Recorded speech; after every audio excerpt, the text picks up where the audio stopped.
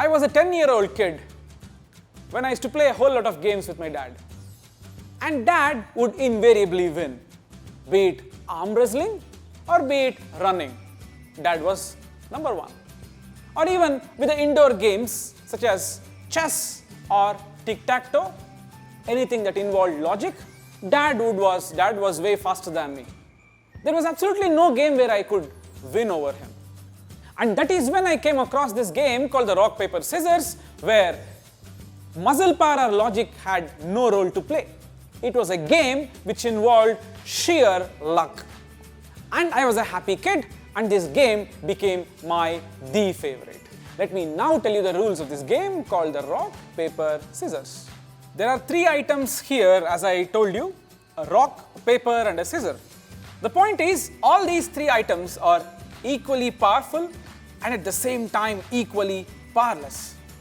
Every single item is less powerful than some other item and more powerful than some other item. For instance, a paper is less powerful than a scissor because a scissor can cut through a paper, while a paper is more powerful than a rock because it can completely cover the rock. That's the story with the paper.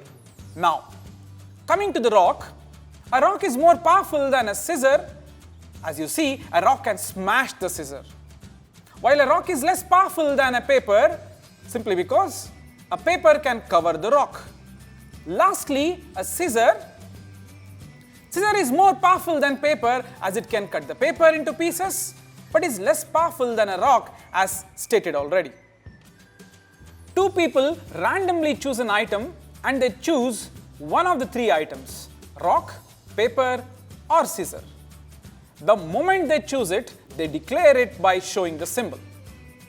A closed fist denotes a rock, a palm for a paper and a V symbol for scissors. Once they pick, they both decide which item is more powerful than the other and declare who wins. As you see, there are several possibilities here. There is also a possibility of draw, please note. That is when both people choose the same item. Let me give you a few examples. Assume dad chooses rock and I choose scissors. Obviously dad wins because a rock can beat the scissor. In case dad chooses paper and I choose scissor, obviously I win because a scissor cuts the paper. And assume dad and me both ended up choosing rock. We call it a draw. Let me enumerate all the cases. Assume dad chooses rock, son also chooses rock. There's a draw. Dad chooses rock, son chooses paper, son wins. Dad chooses rock, son chooses scissor, dad wins. Paper and rock, dad wins. Paper, obviously a draw. Paper and scissor, son wins. Scissor and rock, son wins. Scissor and scissor, a draw. Scissor and paper, dad wins. These are the only cases, as you can see. This is a great game to play, but with time, you will realize that there is actually room for cheating. How do we patch this up? Is there a way to patch it? The course is about the joy of computing. Is there a solution to this problem through programming? Any ideas? Here is a straightforward solution. This is how the interface will look like after I finish coding. The first player is asked to enter one of the 3 numbers, 0, 1 or 2, where 0 stands for rock, 1 stands for paper, 2 stands for scissors. So firstly, the son comes and enters a number and then goes away from the place. The screen is cleared. And then comes dad and he enters his choice of the number 0, 1, 2 based on what is the item that he has chosen. And then he goes away from the place and both of them come together and they observe who won the game. That way, both of them are committing to their item. Nobody can cheat here. The computer finally declares who is the winner. Well, it's very easy to program this, but don't you think it's cumbersome for dad and son, these two players, to come inside the room, punch in their choice and then go out? They should keep doing this. A game requires both of them to come, punch in, go back, and then both of them to come together and then see the result. Looks like this is not a feasible way of creating a good interface. Is there a better way? Let us see. Here is a very cool way to do this. Dad and son, they both secretly come and choose a placeholder in a 10-digit number. What do I mean by this? Assume these are the 10-digit holders and the son says, I'm going to choose the third digit, which means his item is going to be hidden here. And dad comes separately and then chooses his placeholder. Assume he chooses the 7th digit, which means his item will be stored in the 7th digit. And then now dad and son, both of them sit together.